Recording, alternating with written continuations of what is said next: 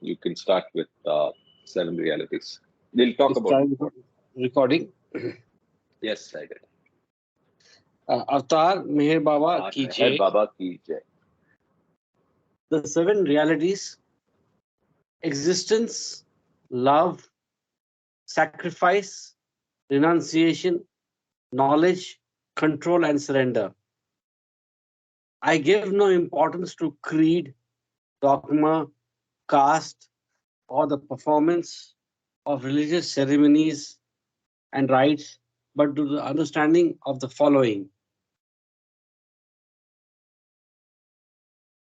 The only real existence is that of the one and only God, who is the self in every finite self. The only real love is the love for this infinity God, which arouses an intense longing to see, know, and become one with its truth, God. The only real sacrifice is that in which, in pursuance of this love, all things, body, mind, position, welfare, and even life itself are sacrificed. The only real renunciation is that which abandons, even in the midst of worldly duties, all selfish thoughts and desires. The only real knowledge is the knowledge that God is the inner dweller in good people and in so called bad, in saint and in so called sinner. This knowledge requires you to help all equally as circumstances demand, without expectation of reward, when compelled to take part in a dispute, to act without the slightest trace of enmity or hatred, to try to make others happy, when compelled to take part in a dispute, to act without the slightest enmity or hatred, or try to make others happy with brotherly or sisterly feeling or for each one, and to harm no one in thought, word, or deed, even those who harm you. The only real control is the discipline of the senses to abstain from indulgence in low desires, which alone ensures absolute purity of character.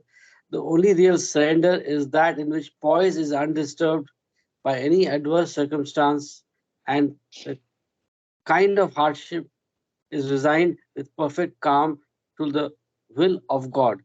Avatar Meher Baba Ki Jai. Avatar Meher Baba Ki Jai. And So, Karthik, I just wanted to add, while I was reading this, you know, uh, seven seven realities, realities. and also in Lord Meher, there is a lot of places where Baba has intervened and resolved disputes. Why did you think of that suddenly? We don't have Kama, we don't have Ravi yet on the call. Yes. Why did you think of disputes? I'm just asking you. Sorry? Why did you think of disputes and dispute resolution? No. No, That point was there. Now you have to act without prejudice. Yes, without That I prejudice. think Okay, all right. he was At giving that an point, example. at that point. Yeah. Without enmity or hatred. To anybody, yes. Perfect. Jai Baba. Jai Baba. Okay, so we continue our journey with nothing and everything. So, any thoughts from yesterday's read? I think yesterday's read gave us some good clarity on the states and what infinite intelligence is, the role of the mind, and now we go to the next chapter called Not Knowing. Any questions, any thoughts before we start?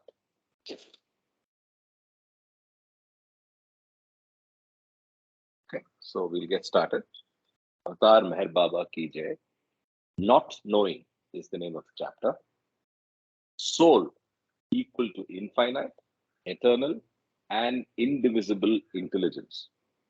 The soul is always infinite, eternal, and indivisible intelligence. But in the beyond state, it does not know this. The state of the soul in the beyond is not knowing. The soul is but it does not know it is. The not knowing is the beyond state of God, who does not experience himself, does not think of himself, and who is not aware of his state of existence, that is sleep. The original state implies that infinite intelligence neither thinks of itself nor of its infinite imagination. Since the infinite intelligence does not think, it does not know itself because it must think to know. The nature of infinite intelligence is that it must know. Knowledge should be all knowing. In the beyond, this knowledge knows that it does not know itself, does not experience the creation, does not think of the imagination. Knowledge cannot know unless it thinks. That knowledge does not know means that knowledge itself is ignorant, unconscious. It knows, but what does it know? God knows, but what does he know in the beyond? It knows that it does not know. God knows that he does not know. When infinite intelligence thinks, what does it think of? It thinks of the imagination, not of itself. Therefore, imagination is the not knowing state of God. Imagination is knowledge, not knowing itself. And this means knowledge does not know in the state of imagination. Imagination is the process of false thinking, and this process is the outcome of ignorance, unconsciousness.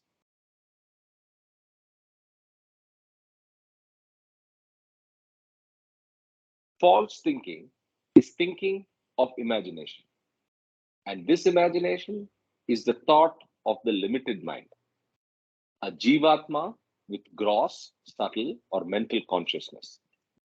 Real thinking is thinking of itself, and this thinking is the one thought of the infinite mind, the state of man with I am God consciousness. That knowledge does not know, rather, that knowledge does not know is imagination, ignorance, and the cause of imagination is thinking falsely, that is, not thinking of the self. For knowledge to know itself as knowledge and to know ignorance as ignorance, infinite intelligence goes through every state of ignorance and false thinking until it thinks infinitely and ultimately thinks the infinite thought of itself. The first state infinite intelligence passes through is the state of not knowing, not thinking, not experiencing, not feeling, not desiring, wherein it is neither conscious nor unconscious. The beyond of unconscious infinite intelligence. The second state of infinite intelligence is its being in the state of infinite thinking as the infinite mind.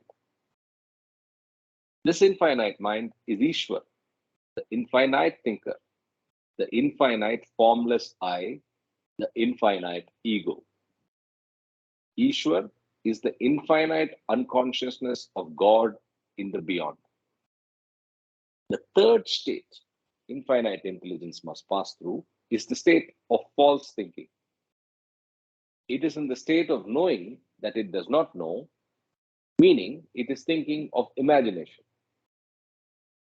When the infinite intelligence is thinking of imagination, it is in the state of infinite false mind. This gives rise to the infinite false I, the infinite false ego, which rises from infinite false thinking. This is the state of man. The fourth state of infinite intelligence is the ultimate state, the state of infinite real thinking, which means it knows itself. It has attained self knowledge. It is thinking of itself. When infinite intelligence has attained infinite thought, it is the infinite real thinker. When the infinite real thinker thinks, it is the real infinite mind, which gives rise to the infinite real I, the infinite real ego. This is the state of Aham Brahmasmi.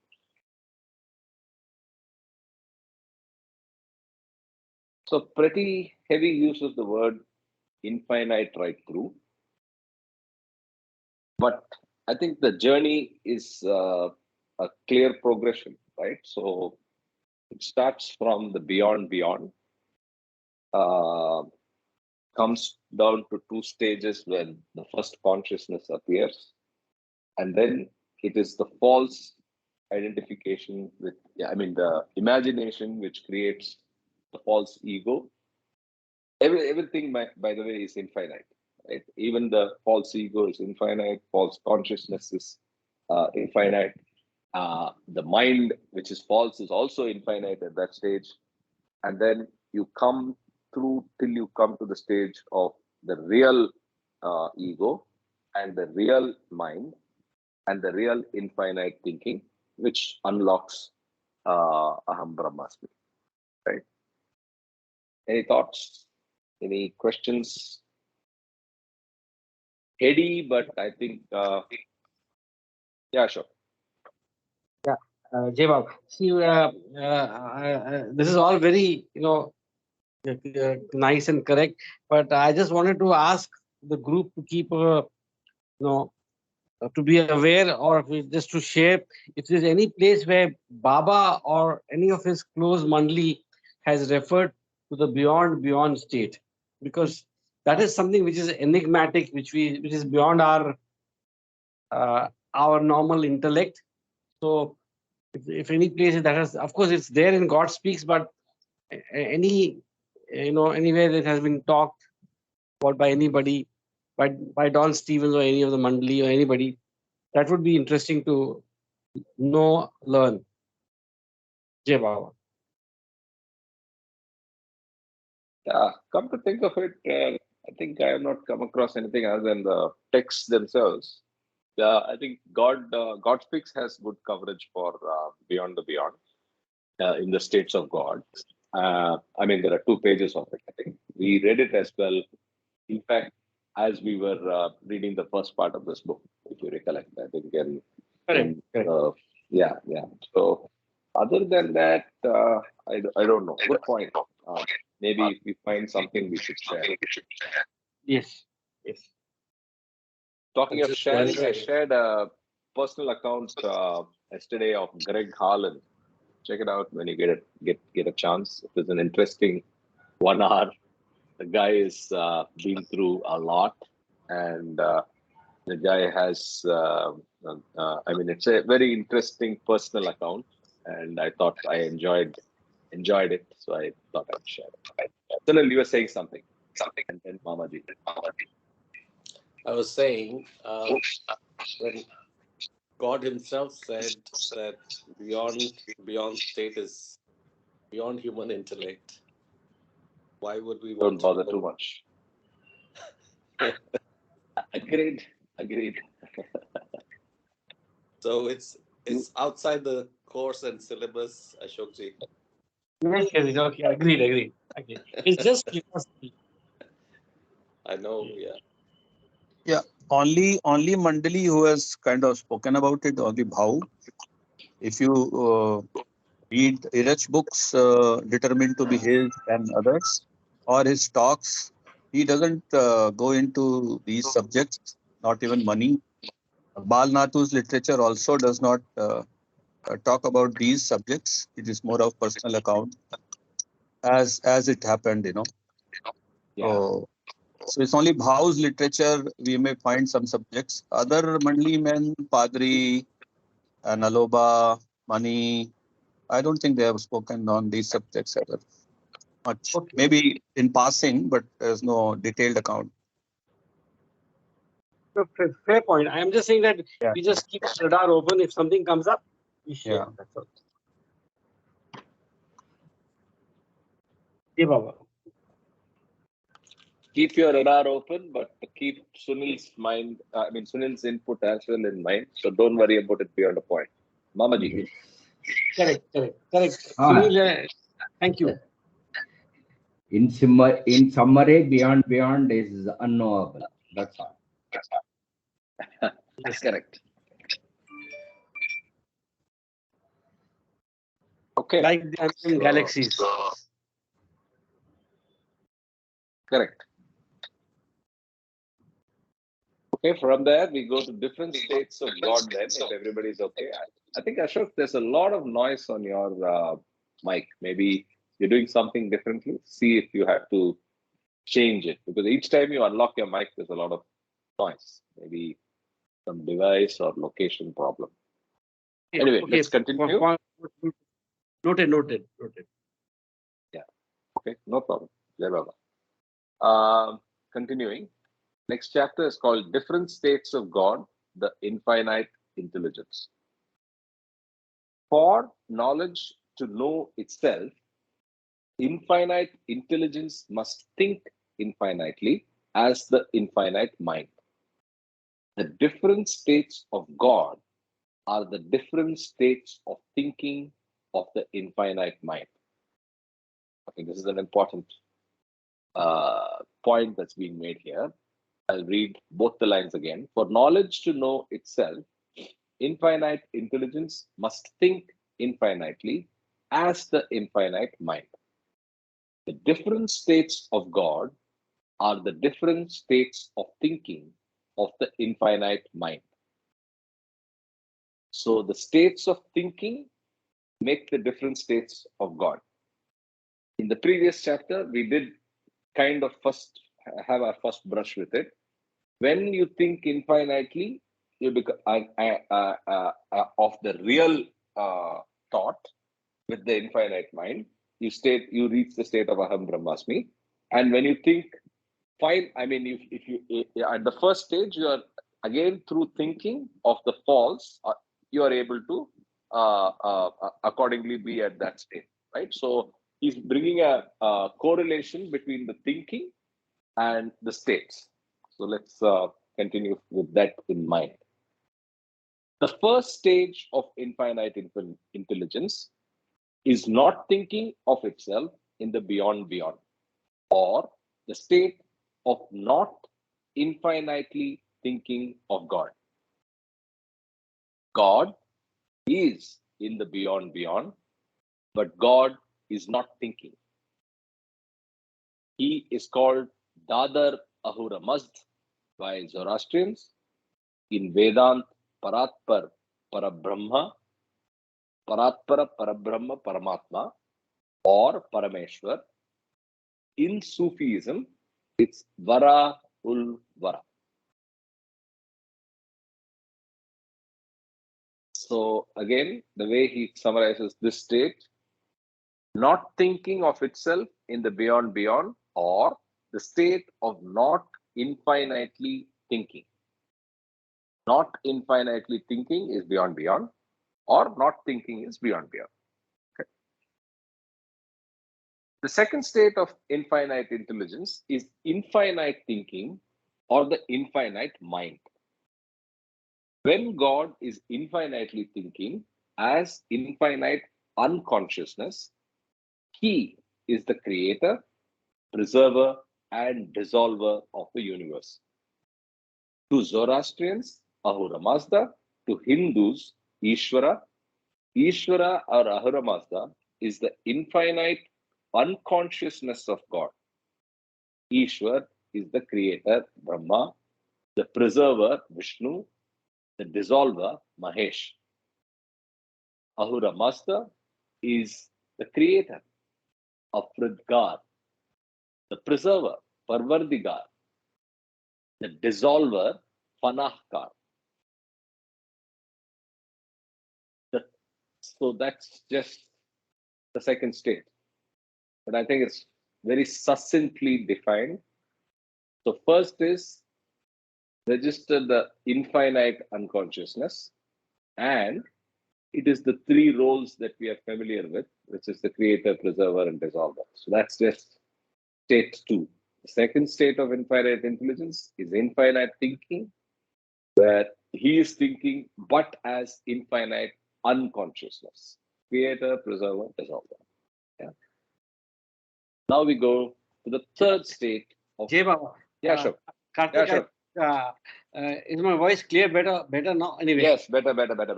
Okay. I think the word dissolver is a better synonym than destroyer. Agreed. A little more positive, but still Yes. negative. Yes. Jai Baba. Okay, sure. Now we go to the third state. The third state of infinite intelligence is the state of the most finite thinking of creation, or thinking finitely as stone, metal, and vegetation forms. So it's thinking infinitely, finitely.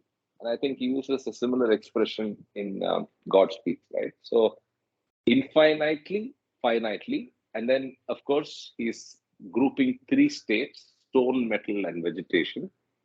And actually there are three kingdoms, right? Stone, metal, and vegetation. The fourth state, with that we go to the fourth state. Fourth state, I think we can highlight some of these. And here we're saying infinitely thinking as infinite consciousness. And he is the creator, preserver, dissolver of the universe. That's all state one is about, two is about.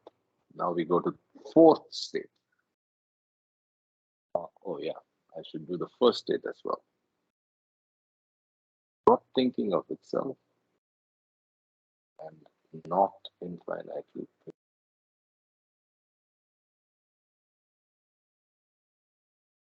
Okay, the fourth state of infinite intelligence. The fourth state of infinite intelligence is the condition of less and less finite thinking of creation, or thinking finitely. So the developing mind. How is that lesser thinking? It's more thinking, right? The fourth state of infinite intelligence is the condition of less and less finite. Okay, it's less and less finite. Okay, it's the condition of less and less finite thinking of creation, or thinking finitely. So the mind is developing because it's less finite and moving towards infinite. From the worm, insect, fish, and bird to animal forms, right? So again, that is the fourth state. The fifth state of infinite intelligence is the condition of infinite thinking of creation, or thinking infinitely. So this is the developed mind. This is the last stage of evolution, the human being. But though mind is fully developed in man, consciousness is not fully experienced in gross conscious man. The savage, laborer, scientist, athlete, etc. Again, this is the first reference to consciousness not fully experienced in gross conscious man, because till now what we have heard is consciousness is fully developed when you reach the human form, and and and form also stops evolving after that, right? But here he's making a point about certain people, certain types of humans not fully experiencing in the gross conscious, right? So, I mean, not fully experiencing full consciousness. I'll read that line again. But though mind is fully developed in man, consciousness is not fully experienced in gross conscious man. And the examples he cites, the savage, laborer, scientist, athlete, etc. Yes, Mamaji. It is the consciousness is fully developed, but it is not experienced. Experience. That is the point here. Correct, correct. So the experience of this consciousness will vary from different people depending on their capability of expression and understanding and all that. Correct.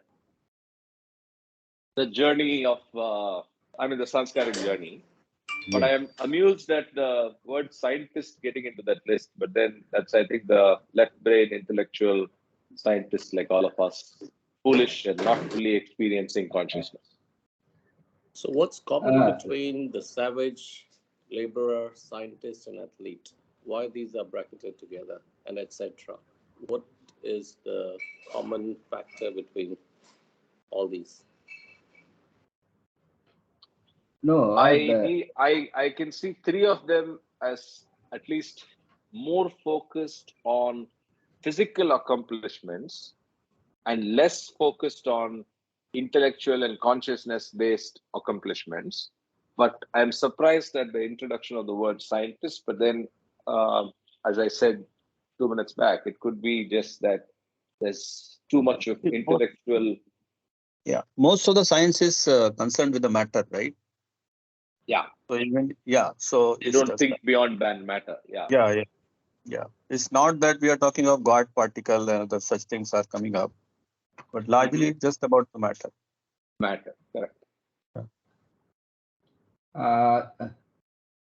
What is the importance of this grouping of athlete? I don't understand. Savage is Athlete, Mamaji, athlete is just concerned about his body, how his muscles are growing up, Yes. No, like a bit of runner that I am. Okay. Or even Karthik is. So they are concerned, how is their body behaving or whether. So it's body focus. Running a lot and all that. Yeah, whatever. Running or bodybuilding, making muscle, or whatever, yeah. No, the other way we can look at it is savage is one who is full of the basic sanskaras or unnatural Natural sanskaras. Good Laborers maybe the coming to the level of natural, the next level.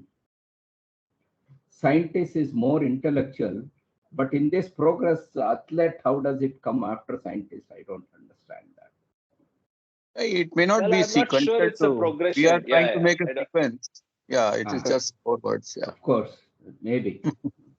Okay. Yeah, I would agree with Sanjay, saying that it's just a it's not a progressive sequence. It's just a mention of 4 types of people, and I think we should leave There it is at also that. etc. written.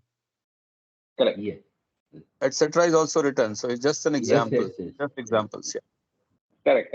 The odd man out is scientist, but then we all agree that it's probably overly focused on material or material science and intellectual pursuit rather than spiritual pursuit. Yeah. I am not fully convinced, and I think this is a very important point because it shakes the fundamentals of what we learned. Consciousness is fully developed. Of course, we learn developed in humans. Here it says experienced. So I think we should keep dwelling on this topic as we go further. I'm not saying we should discuss more right now, but Sure. where is it fully experienced? So, I mean, if we look at it outside these four categories, are we saying that it's fully experienced in those categories? And what are those categories? And why is it fully So, experienced? firstly, yeah, I think your point of discovering this new statement and dwelling on it a little more and hoping that it's covered elsewhere in the book is good. Let's watch out for it. But I think my only response would be that this is not an exhaustive list with the use of the word etc. And I think it's just examples that are cited to say, even in the human form, you may not be able to unlock or use your entire consciousness, which by capability has already been reached, but by experience is not being reached. So Exactly. We're all in Yeah. human form right now. Mhm. At the gross, level, probably ground zero, plane zero, whatever you call it. So I get excited by that level where I think I am. Anything around that level and how to progress. Sure. Seventh plane, sixth plane, fifth plane, all that is, I think it's far from me. So why are we not fully developed or experiencing the consciousness? I would like to think more about it if we all can discuss. So anyway, let's move forward. Just keep it in mind. I think the kind of consciousness that is experienced is totally different in all four. Good point. Could you say more? Yeah. A savage man has absolutely no consciousness. He's just going with his natural instincts. A laborer is just focused on whatever task is in front of him. Scientist is totally intellectual and has no consciousness maybe of any other aspects in life. Athlete has to do both. He is conscious of his body and his mind because he has to strategize in order to achieve something in athletics as well.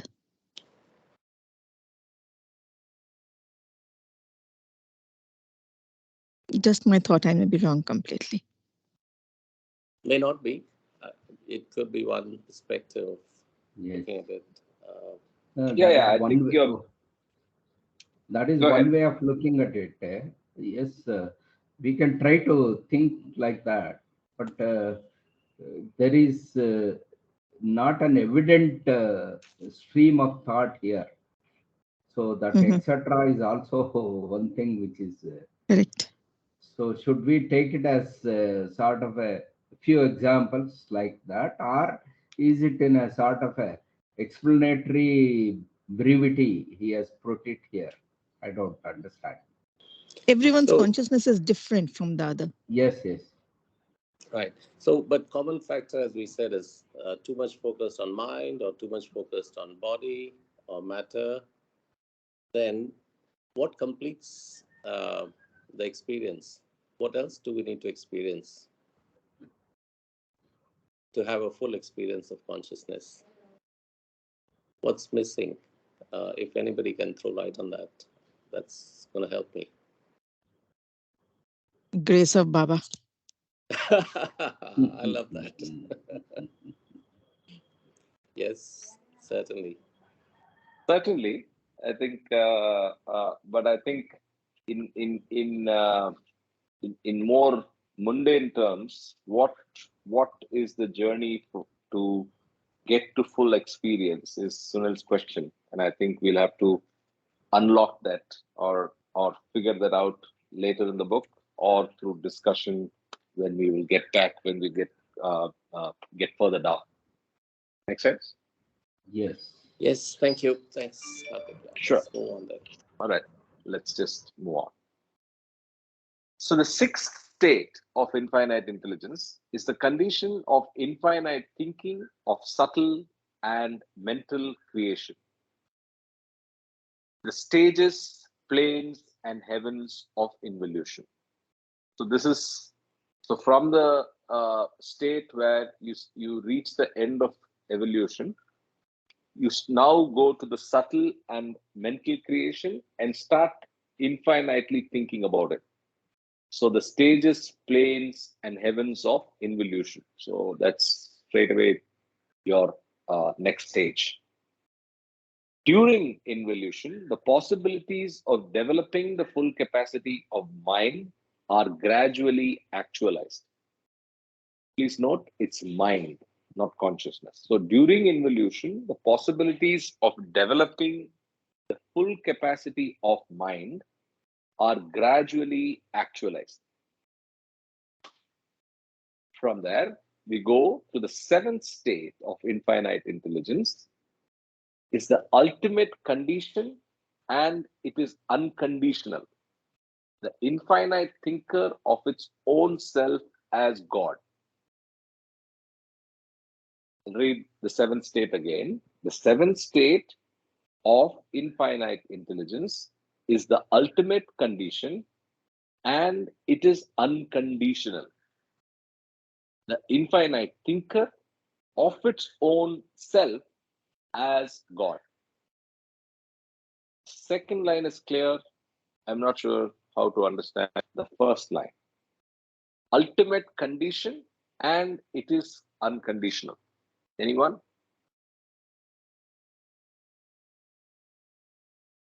Ultimate condition, J Baba, ultimate condition would mean that it is the goal, because in the 14 stages already covered as reaching the human state of our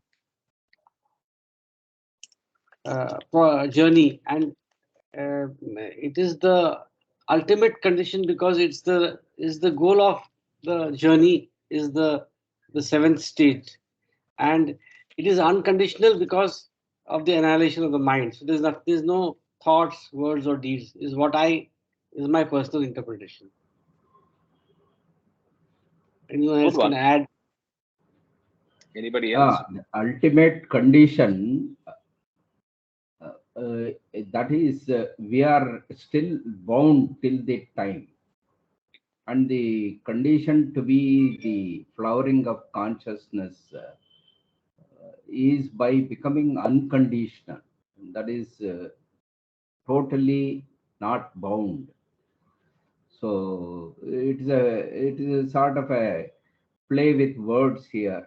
Ultimate condition, and it is unconditional. And the condition is to be unconditional. That is getting Unbound, out of yeah. all bounds. Or limitations or Yes. impositions and so on. Yeah, I think that's a good way of understanding that. Let's progress. Realization means that the self, the big S, the soul, the big S, has attained the infinite experience of itself, and the infinite is infinitely experienced eternally. Realization means that the self, the soul, has attained the infinite experience of itself, and the infinite is infinitely experienced eternally. Aham Brahmasmi is the divine state of all realized beings in the seventh plane of knowledge, Vigyan Bhumika. The Brahmi Bhoot, Jivan Mukta, Paramahamsa, the Sadguru. This is the infinite consciousness, Paramatma, or Allah.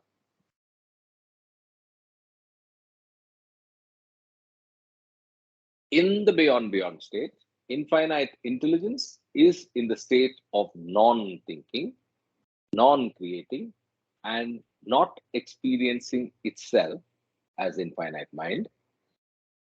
In the beyond state, infinite consciousness, in the beyond state, infinite unconsciousness, infinite intelligence is in the state of Ishwar or Ahura Mazda, the creator, preserver, and dissolver of universes. But Ishwar or Ahura Mazda neither experiences the creation nor does it experience itself as God. In the third state, as stone, metal, and plant, infinite intelligence could have vast experience of creation, since it has little binding, so few sanskaras, but has instead the most limited experience.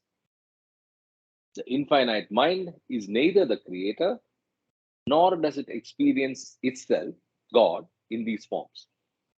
It is in the condition of the beginning of conscious thought. In the fourth state, as worm, insect, fish, bird to beast, infinite intelligence experiences the creation limitedly as these evolutionary forms accumulate sanskaras. The infinite mind is neither the creator nor does it experience itself in these forms. In the fifth state, as human being, infinite intelligence experiences the creation infinitely.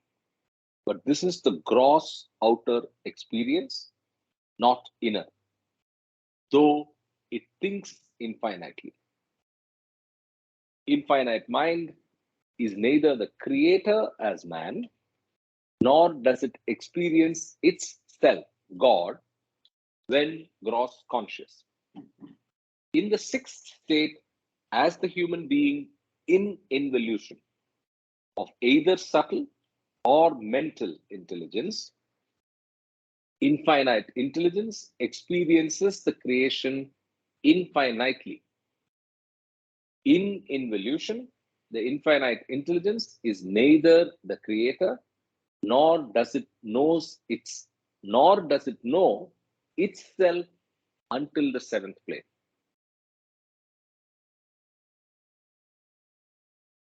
In the seventh plane, as a God realized human being, the infinite intelligence experiences itself, but neither is it the creator, nor does it have the experience of creator or creation. For its experience of creation has come to an end. In this divine state, there are two stages. First is the state of self-realization, which has in it thinking of the self. I am God, I alone exist.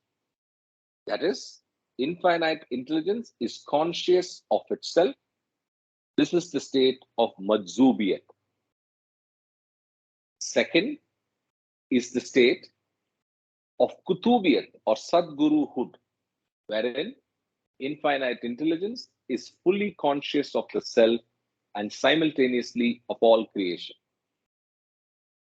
However, in the state of perfect mastery, Sahaj Samadhi, infinite intelligence does not experience creation because the infinite mind of the Sadguru or Kutub knows that creation is all an imagination.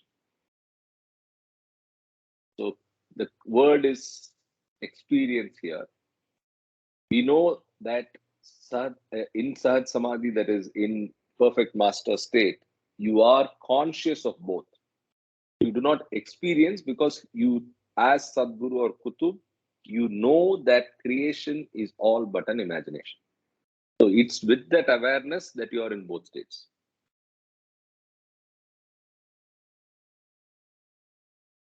Okay. Infinite intelligence gives rise to creation by false thought. And by the act of false thinking, it experiences the creation. Infinite intelligence ends creation by real thought. And by the act of real thinking, it experiences its self. The meaning of experiencing creation is that through gross, subtle, and mental bodies, the infinite intelligence experiences gross, subtle, and mental worlds fully. The act of false thinking is equated with the experience of the universe, three loka. And this experience is due to sanskaras. Sanskaras force infinite intelligence to experience illusion, and it is sanskaras that force infinite mind to think falsely, imagine anything and everything. In the state of deep sound sleep, infinite intelligence neither experiences creation nor its own self, that is the soul, because it is unconscious. It is in this state of non thinking, which is sleeping, in order to experience itself, soul. The infinite intelligence must think consciously of itself while still in the state of sound sleep. But the instant it becomes conscious, starts thinking, sanskaras compel it to experience creation physically, subtly, or mentally through the limited mind instead of itself through the infinite mind. While infinite intelligence is unconscious, meaning it's not thinking in the state of deep sleep, the sanskaras do not compel it to experience creation. That is, the sanskaras do not impress the consciousness. Yet, being unconscious, it cannot experience the self. When it becomes conscious, begins to think, as in the case of a man awakening from sleep, the sanskaras assert themselves by impressing the mind to experience the universes. So, the human being does not experience God, or infinite intelligence does not experience itself. To experience its self, soul, the infinite intelligence must have consciousness and not experience creation. This means that it must be conscious of itself and at the same time be unconscious of everything else. This is possible only when the sanskaras disappear. When sanskaras are uprooted, the experience of the gross, subtle, and mental worlds through the gross, subtle, and the mental bodies comes to an end. This end is nirvana. In nirvana, the limited mind stops thinking and the infinite mind begins thinking.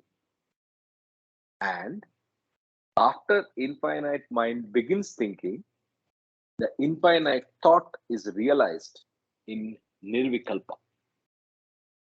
In nirvikalpa, infinite intelligence is in the infinitely conscious awake state. That is, no aspect of unconsciousness or dream exists. The meaning of nirvana nirvikalpa is freedom from maya, from the bindings and laws of creation and all the limitations of false thinking. I pause here. Any questions? Any thoughts?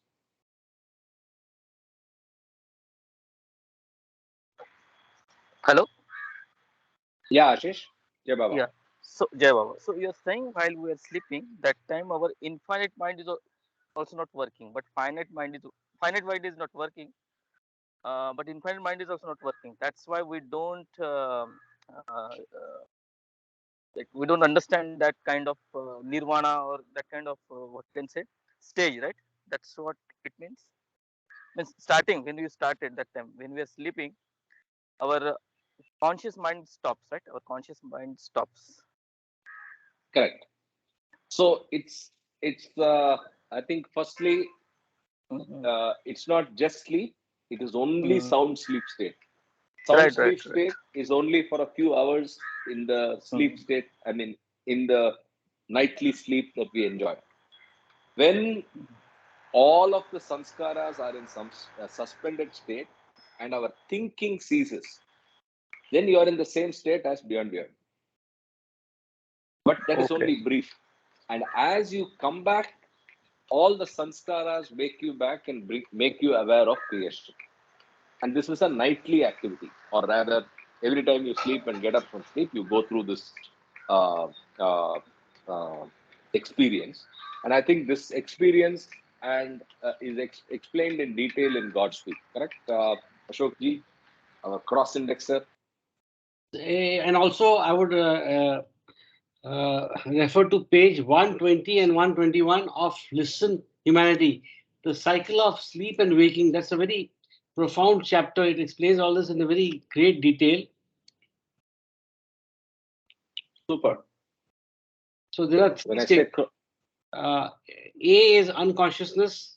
So the passage from sleep to wakefulness consists in the passage from A, unconsciousness, B, subconsciousness, and finally to full consciousness.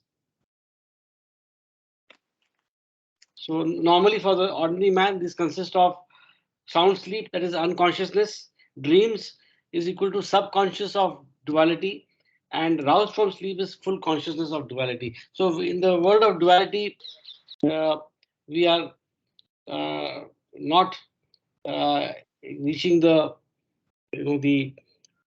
the stage which is there in sound sleep. In sound sleep, as rightly said by Karthik, we our unconsciousness is there. So we get into the deep divine state, but we are not conscious of it. Jai Baba. Got it, Jai Baba.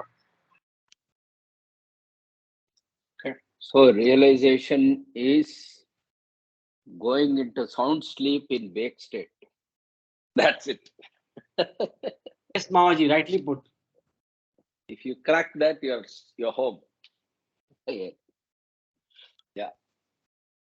Karthik, just allow me to read one more paragraph. Please, from Listen Humanity. Yeah, page 120. Although the subject Go ahead. of the path and its discipline is considered in detail later, it is of interest to note in this connection that for those on the path, the three states are beyond state of God is equal to unconsciousness.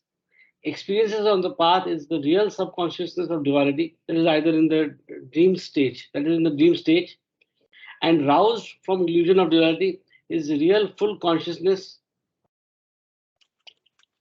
of God or self, which is only possible in the seventh stage or the seventh state and beyond. Jai Baba. I also like the explanation given in God Speaks. I don't know the page number, and I will maybe yeah. when you have the time, but at least make a note that there is God Speaks as well, so that we can always connect at the I will do that. future time. Yeah. Yes. Maybe given that we have a full techie now, Ashish, he can help us with that visualization. We'll talk about that offline, Ashish. I'm trying to build a cross indexing for all of these. Like Ashok said, now these two books have reference to what we are is a good reference to what we are learning here. So I'm trying to get a good automation for it some way. Of course, we'll start with Excel for now. We'll talk offline Sure. and see how to put that together. Yeah. Sure. Yeah. I'm not a techie, so I'm just a dreamer. Anyway, let me continue. But Karthik, sometimes you do go into sound sleep, so you are getting some part of techie also. That's a good one. We are all but I'd like to.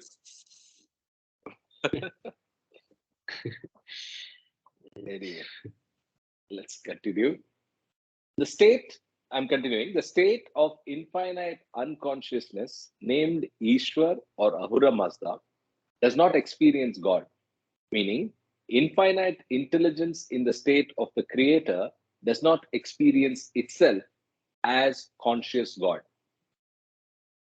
Only the Brahmi Bhuts or the Paramahamsas or Jivan Muktas and the Sadgurus experience God consciously, meaning they realize themselves to be God. Infinite intelligence is their own consciousness. Because of these different states of God, there exists different kinds of devotion to God by man. Devotion to God is for realizing the nature of divinity, of realizing God as He is. Real devotion, bhakti, is of three kinds: Nirguna Bhakti, Saguna Bhakti, and Sadguru Bhakti, each to a different state of God, a different state of divinity. I think it's self-explanatory, but let's go ahead. Nirguna Bhakti is the worship of impersonal God, the absolute, by Hindus of Paratpara Parabrahma, Paramatma, by Zoroastrians of Dadar Ahura Mazda, by Sufis of Vara ul Vara. By mystics, it is the worship of the beyond beyond, or of before the beginning. By Nirguna Bhakti is worship of the non-thinking state of the infinite one, the infinite intelligence. Saguna Bhakti is perceptible devotion, and it is also impersonal. Saguna Bhakti is the worship of the infinite intelligence that is infinitely unconscious, the creator of the universe, by Hindus of Ishwar, by Zoroastrians of Ahura Mazda, and by mystics of God in the beyond or in the beginning. So I understand perceptible devotion, but how is it impersonal? Isn't it personal? Isn't Saguna Bhakti personal? Because there is form, or am I understanding this wrong? Uh, I am also a bit confused, but impersonal, maybe the word here used is it is not taking God as self, but looking at God as something different from Something you. else. That may be Good the point. way it is put up here. To be understood. Okay, Yeah. understood. Good. I mean, I agree with what you're saying.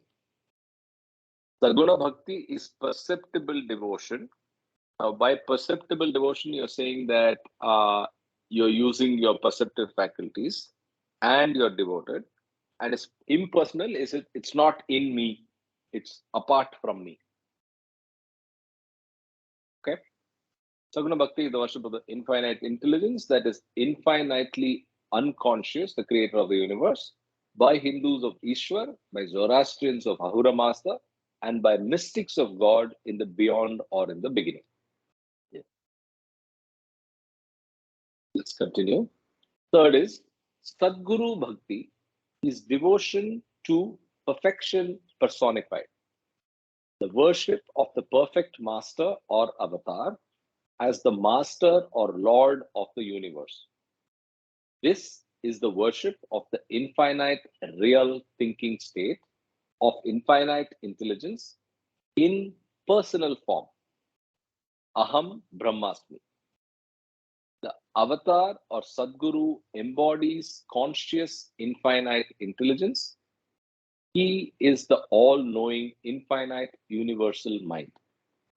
So like you said, the personal word is used in the context of the I-ness and the identification of that I-ness in the object of devotion.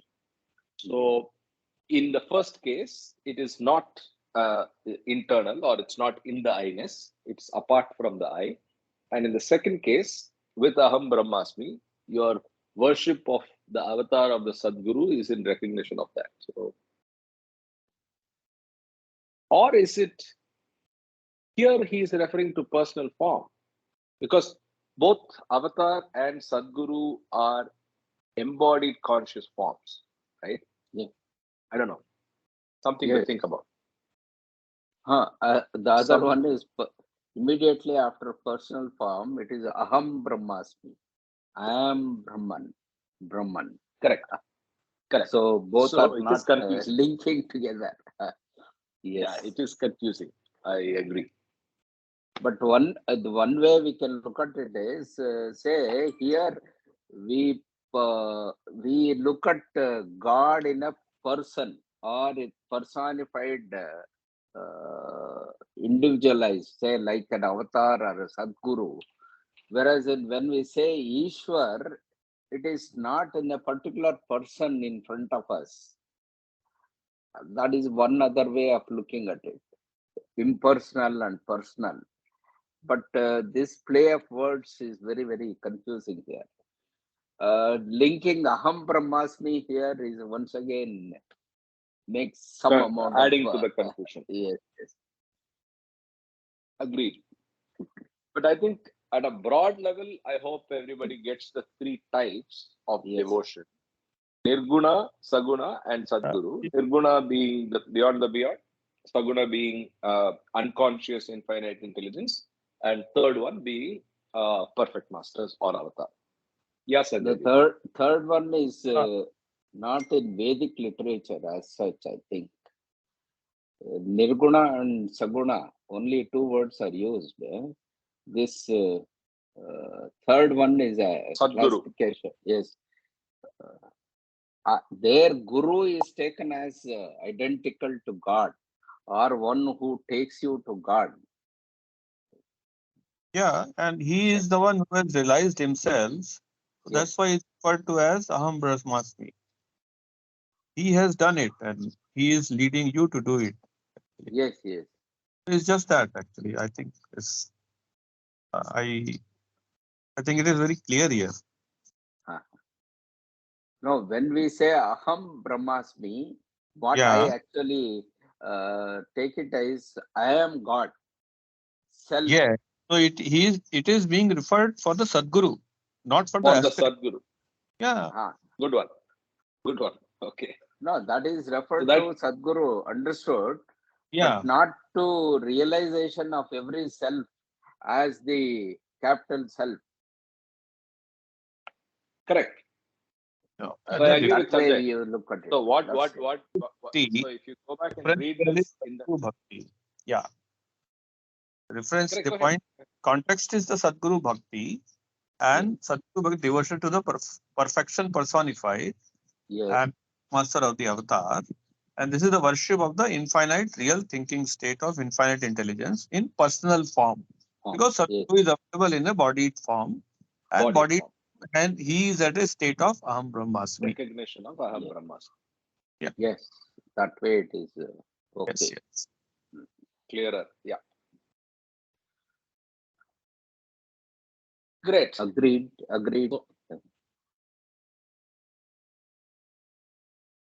We continue. Only the avatar or Sadguru can declare, I know everything, the highest type of real worship.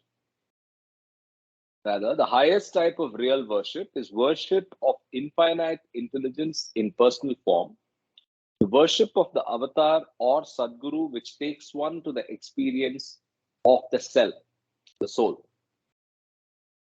So here again, it's more clearer. Worship of infinite intelligence in personal form is the worship of the avatar or Sadguru, which takes one to the experience of the soul, the big of the self, which is the soul. How can unconscious God in the beyond beyond, Paratpara Parabrahma Paramatma, or Dadar Ahura Mazda, or God in the beyond, Ishwar or Ahura Mazda, who has no experience of himself, of his infinity as God, make others experience reality? Interesting. Similarly, Brahma or Afridigar, the creator, Vishnu or Parvardigar, the preserver, and Mahesh or Fanahkar, the dissolver, having no experience of the self, cannot bestow the experience of God realization. This is again something we are encountering for the first time, but very interesting, thought-provoking statement. How can the unconscious God in the beyond beyond state, or God in the beyond state, who has no experience of himself, make others experience reality? That's the provocative thought. So that's interesting. I hope Only the avatar, I continue, only the avatar or Sadguru who thinks infinitely of the self and who has realized the soul to be one can make others realize the soul. The avatar or Sadguru is greater than Paratmara Parabrahma Paramatma because he embodies the consciousness, the knowledge of before the beginning and after the end. He is greater than Ishwar because he embodies the consciousness of the beginning and end. For he alone can take one's consciousness back to the beginning and beyond the end.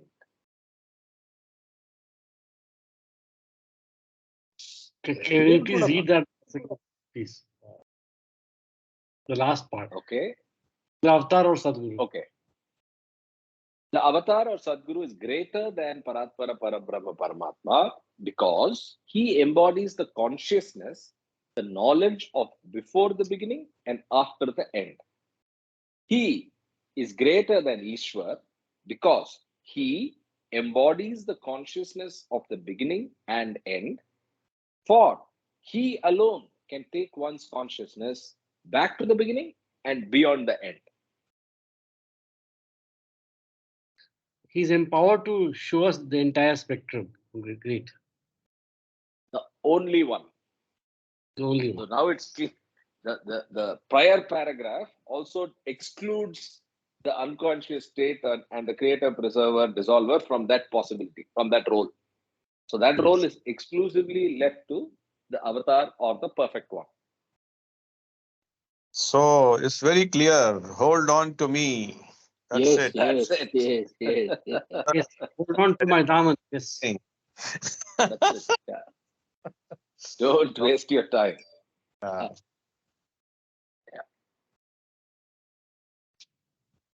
Okay. Nirguna That's Bhakti. why remembrance of the name and constant chanting his name, all these things become very, More and more very important. and Relevant. Yes. him is constant companion and have him in our thoughts all the time. So that's what is very clear here. Absolutely. Absolutely.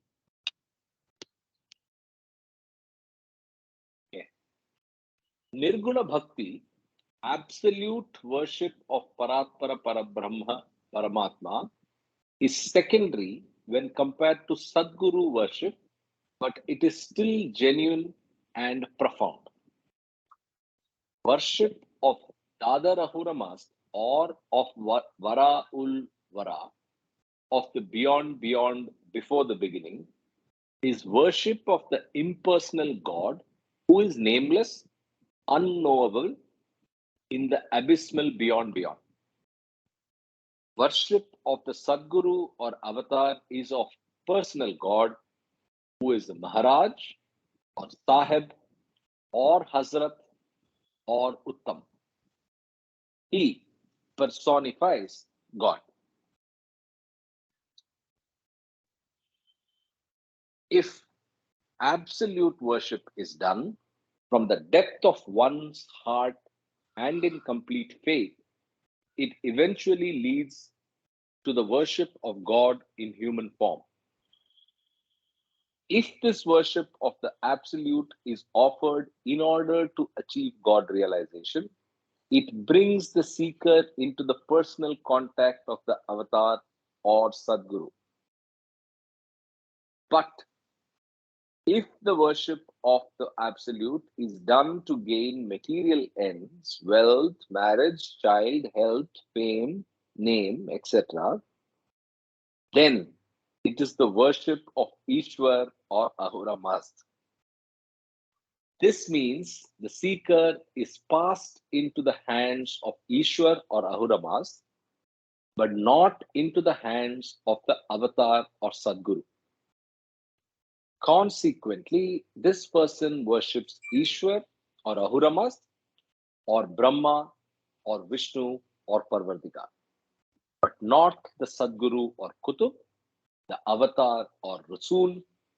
This happens because the Sadguru or Avatar is in every state of God and in the role of Ishwar, he as Ishwar is with creation.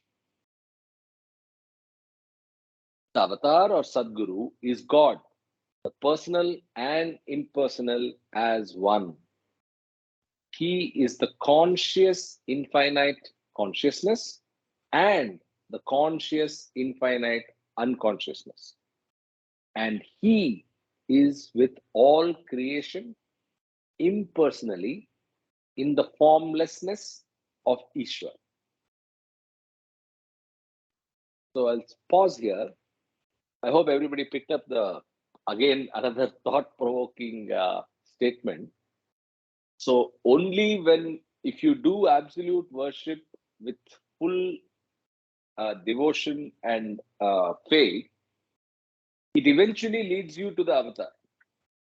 Whereas if you do worship with material ends, even to the absolute, you only end up getting unconscious. You get to Ishwar, which is the unconscious form. So, firstly, I think we have done some good absolute worship that has led us to the avatar. Like all of us agreed a few minutes back, now it is up to holding on to the Dharma. Right? Okay, let's continue. Saguna Bhakti, perceptible devotion or devotion to the perceptible one, is worship of Ishwar or Ahuramas. If this worship is offered for worldly gain or material need, then Ishwar fulfills the desire or want of the worshipper. But if the worship is offered to attain God realization, then through Paramatma, the infinite consciousness, the worship delivers the seeker into the hands of the avatar or Sadguru, and he worships the master. Ishwar, the infinite unconsciousness, can fulfill desires, but having no experience of infinite consciousness, Ishwar cannot make others experience God consciously. As Kabir sang centuries ago in Benares, the remembrance by the virtuous gains them their rewards, that is, fulfills their desires. The remembrance by the selfless gains them the goal. Rewards and goal. Yeah. No one can impart the grace of realization except God in personal form. And the meaning of worshipping the avatar or Sadguru is that everything, mind, body, possessions, should be dedicated to him. Neither Paramatma nor Ishvara can make one realize God, but only the avatar or Sadguru makes this realization possible. The masters are greater than God since they make others God. Yes, you can mark that sentence, I think. Sure.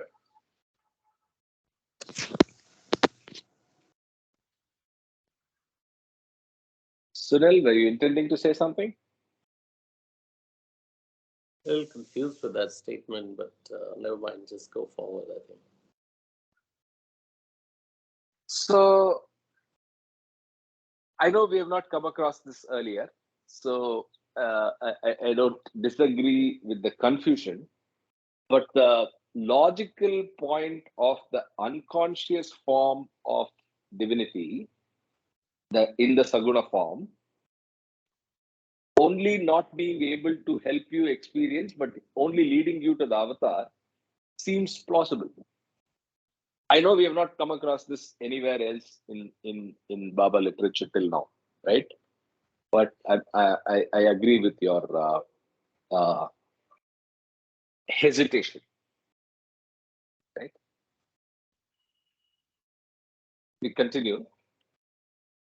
As Hafiz declared, no knowledge is gained and no secret revealed without the master of truth. Doubts cannot be dispelled without the master. Hail to thee, O Master of God. Worship the master in whom all attributes reside. The Sadguru or Kutub is God personified. God conscious, he is thinking of himself in every state of God. Therefore, if worship is offered to Paramatma or Allah, infinite consciousness, who is impersonal, then the Sadguru or Kutub is also worshipped. But in worship to Paramatma or Allah, the Sadguru or Kutub is not personally served and not intimately known and not loved. Service to the master is slavery to God, Banda, and is only possible where there is love. The slave becomes the lover who serves the master as the beloved and sacrifices his life at the feet of the beloved. By complete surrender to the avatar or Sadguru, surrendering to him everything, one worships, serves, and loves Paramatma or Allah and eventually achieves realization.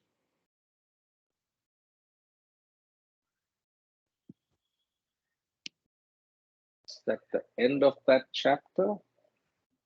Yeah, so that's the end of that chapter. Yeah, so thought-provoking chapter, not conclusive. I am sure we will think more about this and we will have more questions.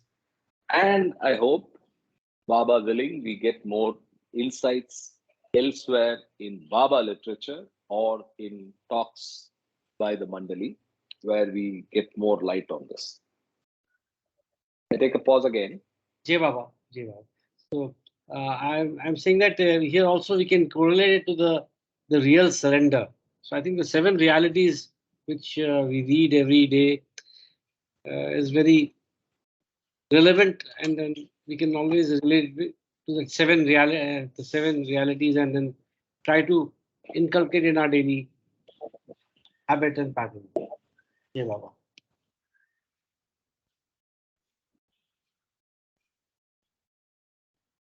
Indeed. Ashokji, thanks for reminding. But I just want to understand what's the connection between this book reading and 7 realities. Yeah. What's the point that you wanted to make? Yeah, I want. Very good question. Karthik, could you just go a little ahead, up the complete surrender? So the last 4 lines, I'll just read again. By complete surrender to the avatar of Sadguru, surrendering to him everything, one worships, serves, and loves Paramatma or Allah, and eventually achieves realization. So if you have a thought of complete surrender, and once you surrender complete obedience, then you're on the path and you're closer to your goal of realization. Is what I Got trying it. Thank you. to convey. Jai Baba. Yeah, I think it's just a specific comparison. I think the chart is the next one, and I would believe we should take it up next week because there is an explanation as well. And let's not rush. Let's not rush it to go halfway and then not being able to complete it. So if everybody's okay, we can take more questions, or we can take a pause. We can talk about anything. It's just we just have 10 minutes to go. Can you go back to the last paragraph, Karthik? Sure. So here, say as mortal human beings, we will not be, some of us may not be able to say, do all the exercise ourselves or get devoid of all the sanskaras by ourselves, even with multiple, say, rebirths and all that. So only the way we can reach the goal of realization is by this, by complete surrender to the avatar or Sadguru, surrendering to him everything. One worships, serves and loves Paramatma or Allah and eventually achieves realization.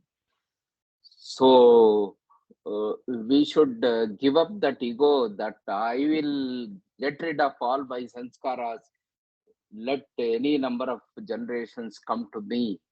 That attitude we have to give up and then say we may not be able to do that. So it is better to surrender to the avatar or Sadguru and he will take us to realization. That is the message I get from here. Jai Baba. I like that, Yeah. Babaji. Thank you. Yeah, I like that too. That's a good way to summarize this message.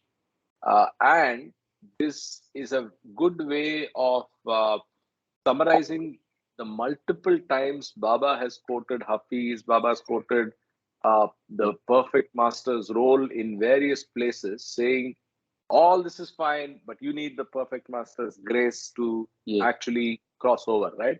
Now Yes. we understand why, and it's almost an impossibility without it. That Yes. certainty is what is hitting us in this chapter. The certainty, the importance of the avatar's role, and how our surrenderance and alignment to that is a must for us to make progress. Absolutely. Yes.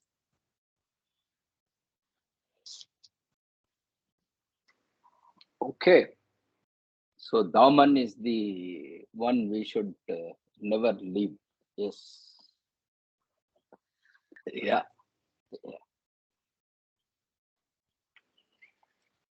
Very nice. So with that, I stop recording. If there are no more questions, we can